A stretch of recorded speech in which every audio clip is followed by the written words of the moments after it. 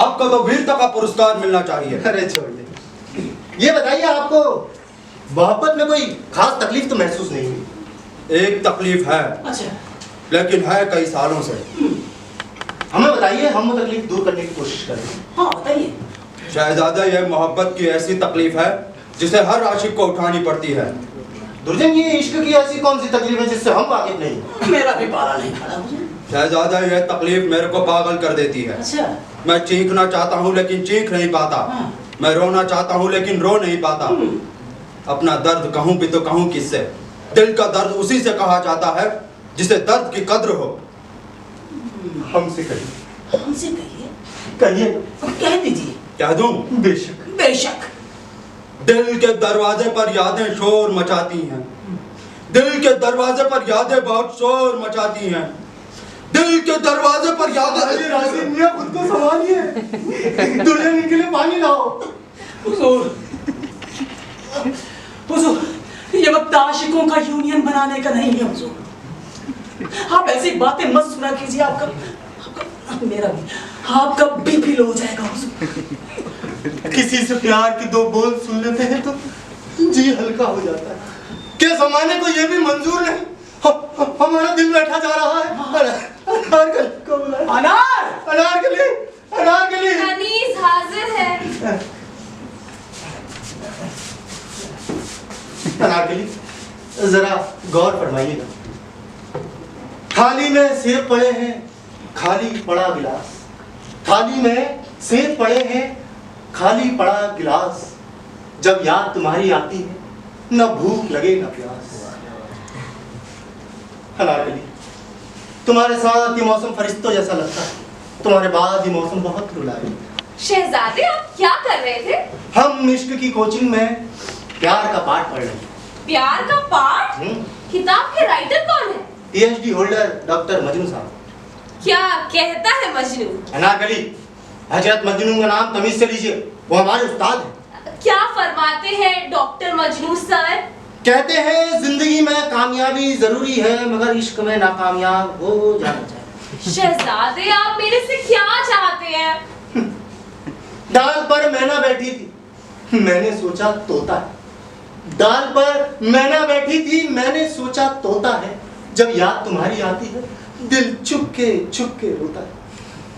अनारकली, मुझे हर चीज में क्वालिटी पसंद है, इसलिए जख्म भी देना तो ISI ट्रेडमार्क वाला दे। शहजादे, मैं परेशान हूँ, मेरे घर के हालात ठीक नहीं है। तुम्हारे अब्बू आजकल क्या कर रहे हैं?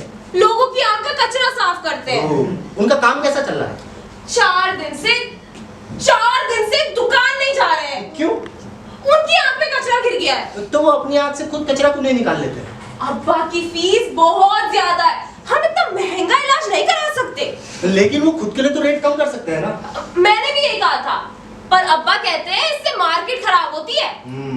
माना वो खुद के लिए रेट कम नहीं कर सकते हैं, लेकिन खुद से तो पैसा थोड़ा थोड़ा करके ले सकते हैं, 2-3 इंस्टॉलमेंट में। बात तो तुम ठीक कह रहे हो, पर अब्बा का शुरू से उसूल है, नो क्रेडिट।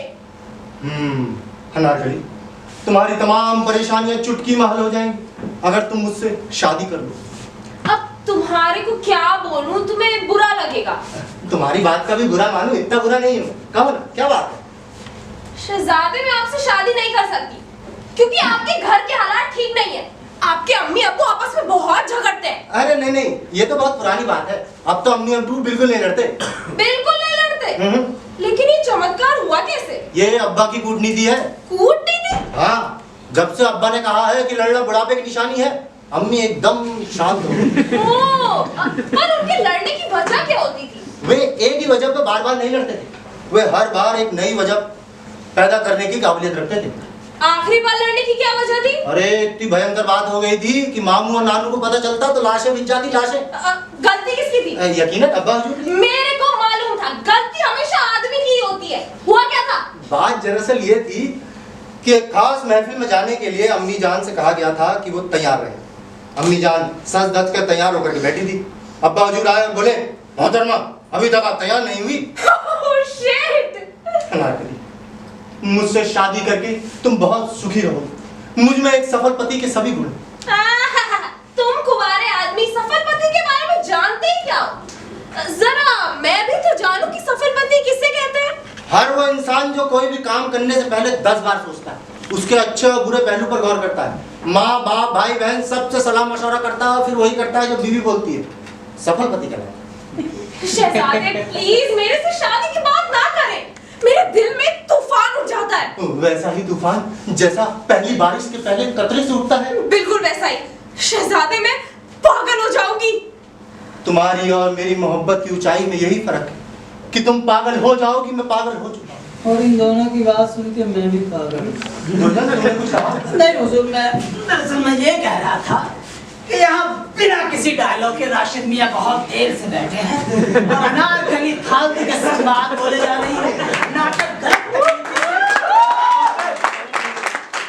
गलत दिशा में बढ़ रहा है। समीक्षक और दर्शक इसकी ऐसी की तैसी कर देंगे। दुर्जन एक बात बताओ, जो ये समीक्षक नाम का प्राणी है क्या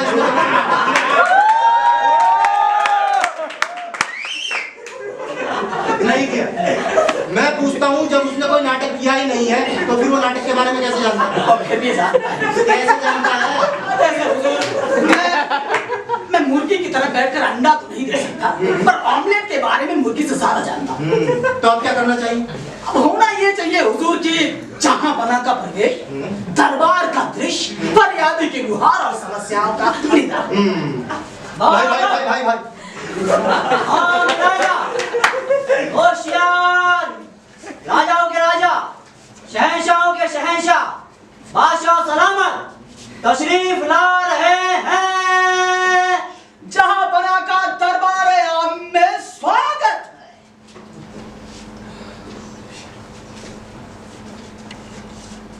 हुजूर, आउट क्लियर। बंगला वाले बेबी को बेस पसंद है। अरे यार, जहां बना के इंद्री वाला म्यूजिक दो यार। म्यूजिक चल रहा भैया।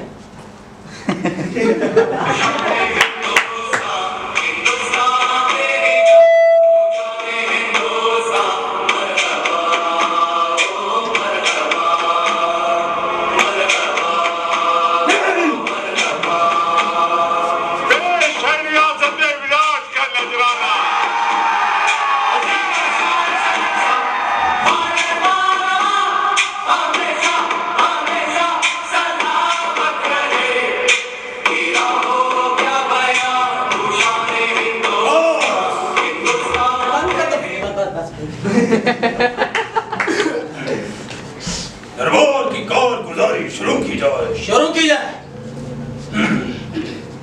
रुजन, हम ये सोच रहे हैं कारगुजारी शुरू करने से पहले कुछ डांस वगैरह हो। मुझे पता था हुजूर। लेकिन हुजूर, जो राज नर्तकी है वो आज छुट्टी पर है।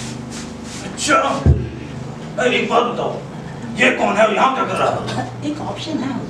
क्या? पेश किया जाए। अनारकली कुछ तड़कता छोटा सा। हाँ, आइए अनारकली आइए। म्यूजिक।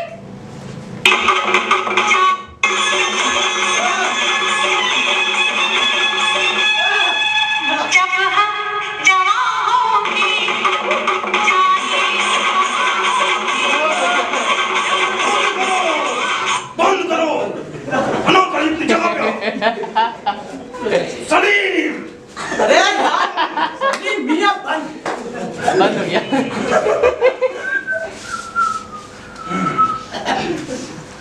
हाँ, रुजन, ये कौन है और यहाँ क्या कर रहा है? हाँ हुजूर, उधर चला आया। कौन है?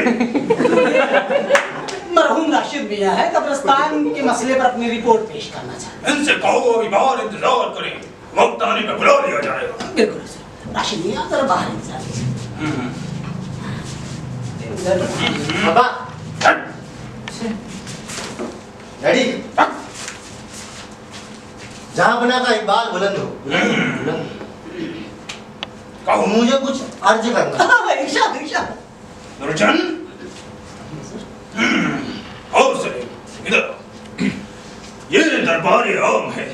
यहाँ हम आम लोगों के मसले हल करते हैं। बिल्कुल हुजूर। घर के बच्चों की जिद नहीं सुनते। लेकिन चुपचाप वहां खड़े रहो। हम हट दुर्जन, हमने 3 दिन पहले बशीर टेलर को बुलवाया था, वो आज तक नहीं आया, ऐसा क्यों? हुजूर, बशीर टेलर आजकल उदास चल रहा है, किसी से नहीं मिलता। उदास है, और उसकी उदासी का सबब? उसका कुछ निजी मामला है हुजूर। हम फिर भी जानना चाहेंगे दुर्जन, आखिर बशीर टेलर हमारे शाही टेलर हैं। मुझे पता था हुजूर आप जरूर जिद करेंगे, इसलिए मैंने बशीर टेलर को पहले ही उठवा दिया। शाबाश, तो हुजूर बुला ले। इजाजत। हाँ बिल्कुल। अरे बशीर भैया को बुला लो। कहाँ ले जा रहा है को?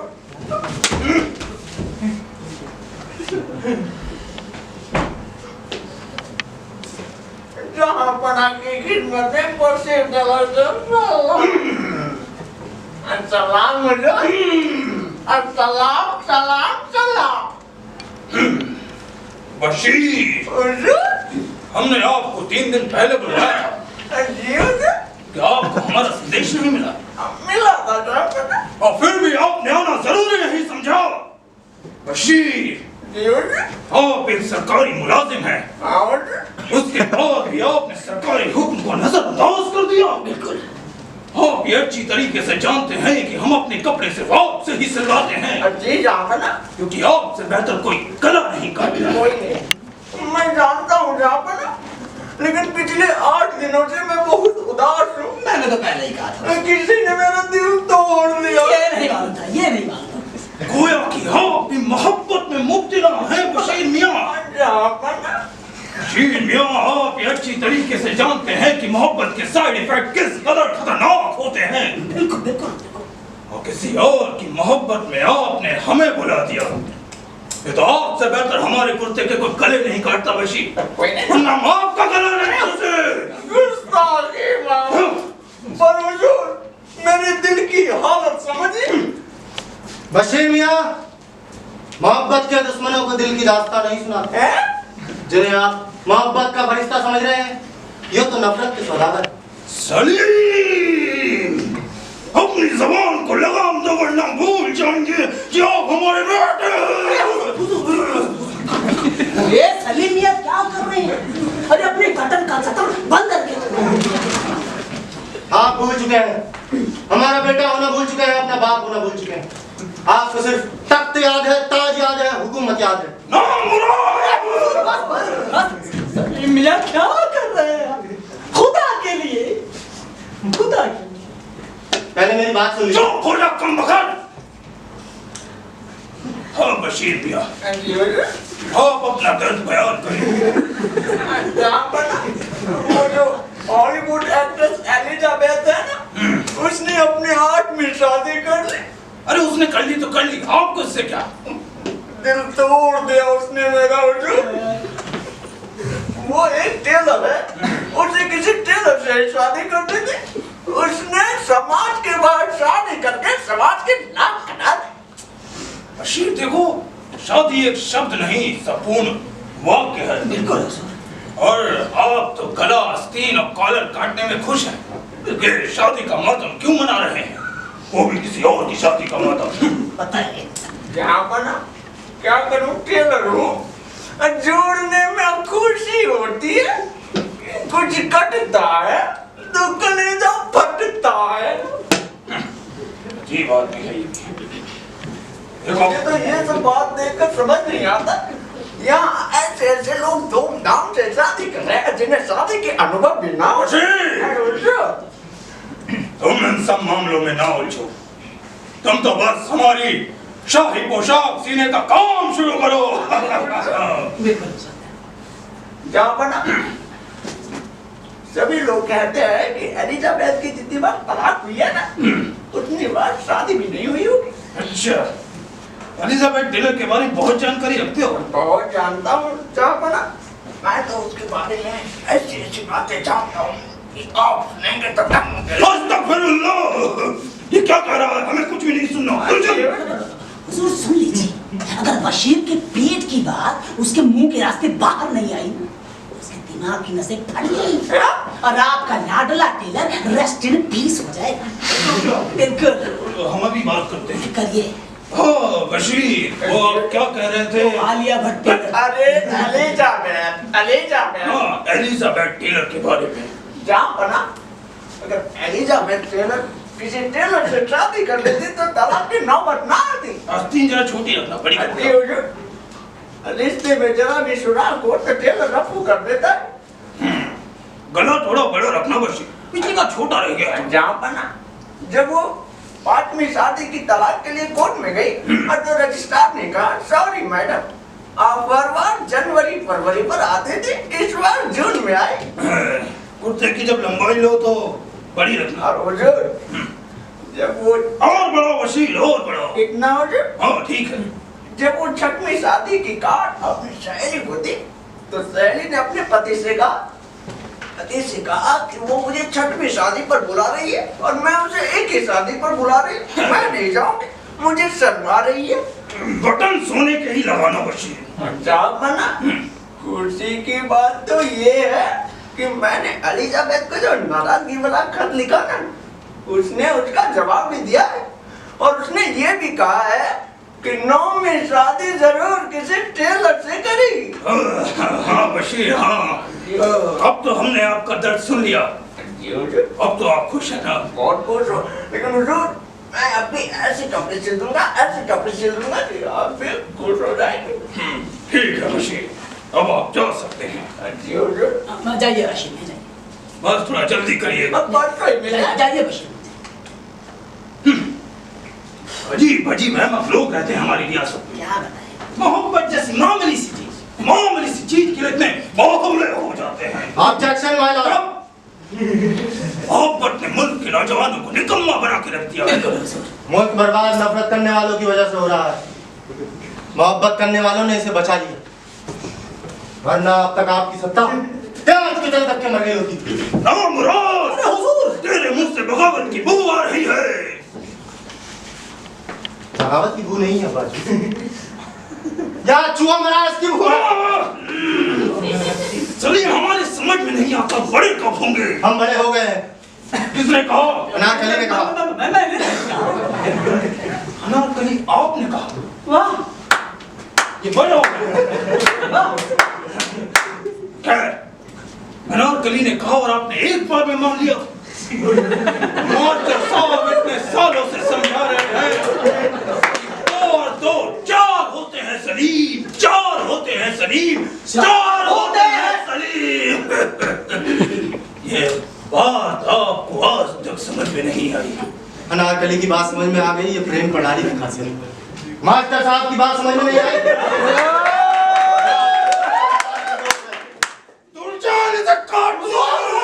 अरे क्या कर रहे हैं सलीम मियां? अपनी ही सत्ता पे लानत दे रहे हैं। चुप रहिए खुदा की। मेरी बात सुन लीजिए। चुप, लेकिन खामोश नामुराद।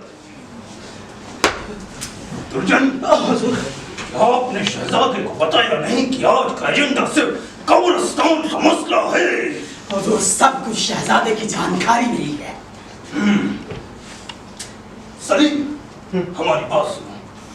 हम पहले मुल्क के मसले निपटा लें, आम लोगों की बातें सुन लें, फिर आपकी भी बात सुनेंगे। हम आपके दुश्मन नहीं हैं मेरे बेटे।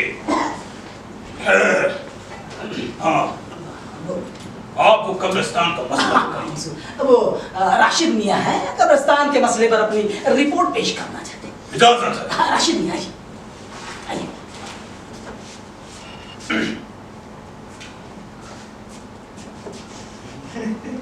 क्या पना को खाकसार का सलाम। जी, एक मिनट। क्या बात? ये मुझे 3 एक्टर एक ही जगह पे खड़े हैं, ये तो कुछ गलत लग रहा है। हाँ, और इधर पूरा स्टेज खाली है। एक काम करिए राशिद मियां, और यहाँ आकर खड़े हो जाइए। आइए। हाँ, राशिद मियां चढ़ जाइए, जहाँ बना पे चढ़ जाइए। हटाओ उसको, मखत को। ब्लॉक कर दो, ब्लॉक कर दो।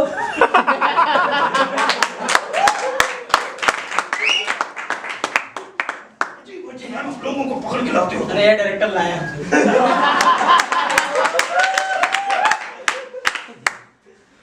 ठीक है, अब थोड़ा ठीक लग रहा है। हाँ। दुर्जन, हाँ, ये जितना सोचा था उससे ज्यादा कम तालियां क्यों बजा रहे हैं? हुजूर ठंडी पड़ रही है ना। अच्छा अच्छा। तो कोई ताली लेने जाएगा जब तक मेरी बात नहीं सुनोगे कोई ताली।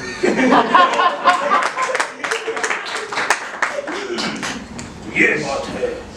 खैर हम अपनी बात में आते हैं। कौन है ये बताइए इनके बारे में। हाँ हुजूर, ये मरहूम राशिद मियां है, कब्रिस्तान के मसले पर अपनी रिपोर्ट पेश करना चाहते हैं। ठीक है, इजाजत है। अभी ये अनारकली का कुछ करना है? क्या अनारकली का कुछ नहीं करना? अच्छा हाँ सलीम, आप यहाँ अनारकली की जगह पे खड़े हो जाए। और अनारकली, अभी तो आपका डायलॉग है ही नहीं। आप अंदर जाइए और मेकअप करके आइए। मैं कह दे रही हूँ, ये मेरा आप लोगों के साथ आखिरी नाटक है। नहीं अनारकली, आप मेकअप करके आना, इतनी बेइज्जती। मैं किचन में चल रही हूँ। नाराज हो गई लगता है। किचन में पास में टमाटर होता। ए, सलीम, इधर खड़े रहो, दरबार की कौन गुजारी देखो। हाँ तो इनके बारे में। हाँ, ये राशिद मियां है, कब्रिस्तान के मसले पर अपनी रिपोर्ट पेश करना चाहते हैं। अच्छा हुजूर, मेरी इनसे बात हो चुकी। चुप। ये क्या बात हुई? जब भी मैं किसी अहम मसले पे कुछ कहना चाहता हूँ आप अपनी गरजदार आवाज से चौक कह देते हैं। फिर आपके चौक में इतना वजन होता है कि सामने वाले की बोलती चौक। सलीम, ये सियासत किसी आशिक के बस की बात नहीं है। बिल्कुल बिल्कुल। ये तुम्हारी माशुका का ड्रेस नहीं है कि मैचिंग ना सही तो कॉन्टेस्ट भी सही। अगर आपको इस मुर्दे की बात इतनी अहम लग रही है और मेरी बात इतनी कड़वी, तो आप इसे यहाँ रख लीजिए। मैं इसकी जगह वहाँ कब्र में जाकर ले जाता हूँ। शेखू, ऐसा नहीं कहते हमारे बच्चे, ऐसा नहीं कहते। हम कहेंगे, एक बार नहीं 1000 बार कहेंगे। आपने हमारे दिल के दर्द को ना सुनकर हमारे दिल के दर्द को तोड़ दिया। सलीम, हमने कहा ना, पर पहले हमें इनसे बात कर लेने दी। और तब तक के लिए खामोश बैठिए, खामोश। बावला ही हो जाता है। हुजूर लेकिन हाँ राशिद मियां, ये कब्रिस्तान के मुर्दों ने तो हमें परेशान करके रख दिया है। लेकिन उनका आंदोलन तो शांतिपूर्ण है। शांतिपूर्ण? शांतिपूर्ण? आप नहीं समझेंगे राशिद मियां कि शांतिपूर्ण आंदोलन कितना शोर मचाते हैं। खैर आप कब्रिस्तान का पूरा ब्यौरा दीजिए। कब्रिस्तान में मुर्दे हड़ताल पर हैं। यानी हमारे खिलाफ कब्रों के अंदर भी साजिश रची जा रही है। तो चल, हड़ताल पर क्यों है? क्योंकि आपकी रियासत में मुर्दों को बिना कफन के दफनाया जा रहा है। क्यों? बिना कफन दफन? बिना कफन दफन? ऐसा कैसे हो सकता है? दरअसल बात यह है कि देश में चुनाव के दिन चल रहे हैं, और जब भी देश में चुनाव के दिन आते हैं मार्केट से सारा सफेद कपड़ा गायब हो जाता है। अब लोग मुर्दों के लिए सफेद कपड़ा कहां से लाएं? सभी पार्टियां बैनर बनाने के लिए मार्केट से सफेद कपड़ा खरीद लेती है। ये तो बहुत बड़ी समस्या है। चुप, मैं मुर्दों के लिए चुपचाप खड़े रहे यहाँ पे। मैं मुर्दों की मगर ये क्या बात हुई दुर्जन की 2-4 लोगों को कफन नहीं मिला तो इतना बड़ा बात? बिल्कुल राशिद मियां, इतनी भी क्या बड़ी बात हुई है? 2-4 लोगों को कफन ही तो नहीं मिला ना? बिल्कुल ठीक कहा आपने, लेकिन जहाँ पर बात कफन की ही नहीं है, जब मार्केट में कफन ही नहीं बचा है तो एक बार एक आदमी अपने नेता के पास गया। अरे सलीम, पिक्चर चलने वाली है। Story time. तुम उधर अरे इधर हम बैठेंगे। माय बाप, माय बाप, माय बाप कहाँ? क्या बात है गमगीन? चुनाव के मौसम में इतना उदास क्यों है? माय बाप, बहुत बड़ी विपत्ति आ गई है। विपत्ति? क्या बात है? बता ना, बता। रोता है बदले। चुनाव के दिनों में वोटर की हर समस्या दूर करना हम नेताओं का काम है। पर क्या चाहिए? और बन क्या चाहिए? दारू चाहिए? कमरे चाहिए? नहीं, नकदी चाहिए? अरे नहीं जनाब। अच्छा, तो क्या चाहिए? बस 4 मीटर सफेद कपड़ा दे दो। सफेद कपड़ा, सफेद कपड़ा, अबे 4 मीटर, अबे चुनाव के दिन तेरा दिमाग खराब हो गया है क्या? सच बता, तेरे को किसने भेजा? किसके लिए काम करता? किसके आदमी है तू? कैसी बात कर रहे हैं अनुराधा? अरे मैं तो उतना अपनी औरत का आदमी नहीं जितना आपका आदमी हूँ। मेरा आदमी है तो मेरा ही कब्र क्यों खोद रहा है भाई? जब जा चुनाव के दिनों में नेता से सफेद कपड़ा मांगना चित्रकार से उसकी उंगलियां मांगने की जैसा। जनाब जानता हूँ, लेकिन मेरी मजबूरी समझी। मेरे को 4 मीटर सफेद कपड़ा अपने बाप की कमर के लिए चाहिए। क्या? चाचा जी तब आप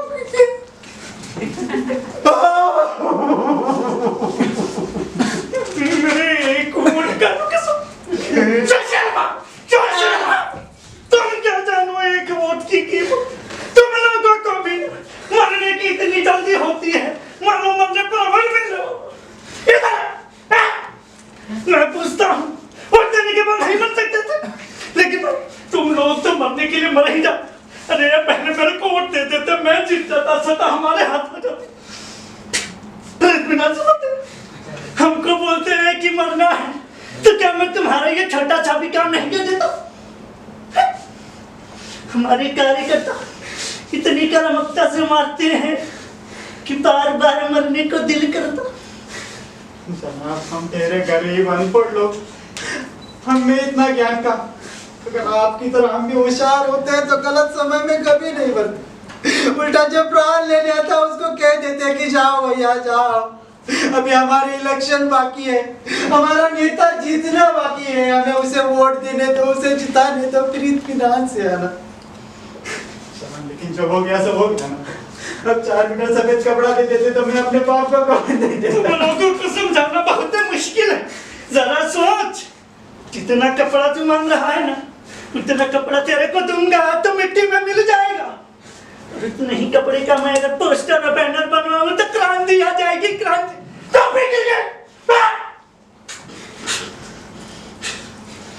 तो एक सच्चे देशभक्त की हैसियत से इस वक्त इस समय मेरे जैसे सच्चे देशभक्त को क्या करने को मिलता? मैं क्या ही बताऊं, इतनी समझ होती तो इलेक्शन के दिनों में अपने बाप को थोड़ी मरने देता। कभी नहीं जनाब, कभी नहीं। अब आप देख लेना, इलेक्शन खत्म होते ही मैं मेरे और मेरे बीवी बच्चों के लिए 6 कफन ला के रख दूंगा, ताकि यह नौबत मेरे पर फिर से ना आए। इधर इधर शाबाश, बाप के मरते तो कितना जिम्मेदार हो गया। एक काम कर, बाप को बिना कफन के दफन कर दे। चुनाव जीतने के बाद तेरे बाप को कब्र से निकाल कर धूमधाम से दफन करूंगा, ये मेरा वादा है। कैसी बात कर रहे हैं? चल निकल। अरे भाई जी थोड़ा तो ख्याल कीजिए, निकल यहाँ से। मेरा बाप मर गया है। निकल बोला ना बाबा, सफेद कपड़े का टुकड़ा निकल। रामू मेरे बच्चे तो देखे देखो। फेंक सफेद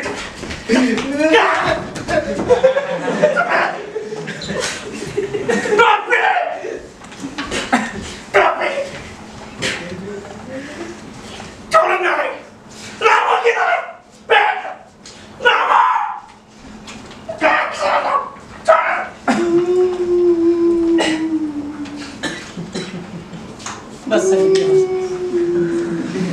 सलीम मियां, बस हो। अरे पिक्चर थी सलीम मियां। चुप! अम्मा पे क्या है बिल्कुल। सॉरी, लेकिन दो चल ये भी क्या हुआ कि 2-4 लोगों को कफन नहीं मिला तो हमारे खिलाफ लामबंद हो गए। क्यों राशिद मियां, 2-4 लोगों को कफन ही तो नहीं मिला है ना, इतने भी क्या बड़ी बात हो गई। बात बस इतने से नहीं है जहापना, जिन मर्दों का कफन नहीं मिला वो लोग तो हंगामा खड़ा कर ही रहे हैं, लेकिन उनसे ज्यादा धूम तो उन मुर्दों ने मचा रखी है जिन्हें किसी पार्टी के बैनर में ही दफना दिया गया। क्यों? ये तो बड़ी अहम